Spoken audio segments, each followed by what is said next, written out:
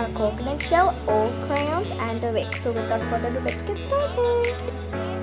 First step is to melt your desired colored wax crayons and a tip. Better stick with one color, okay?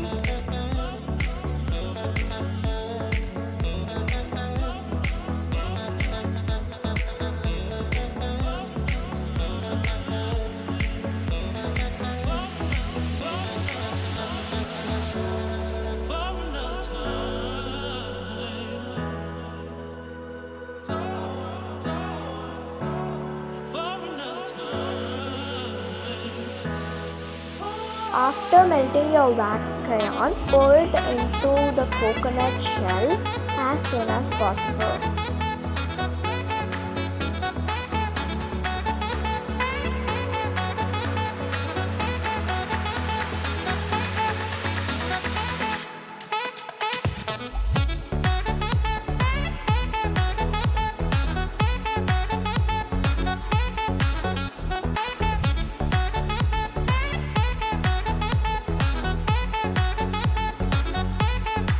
It is so simple and easy guys. Make sure you try it and comment down below your experience and share it with your friends and family and subscribe to Joshika's Journey.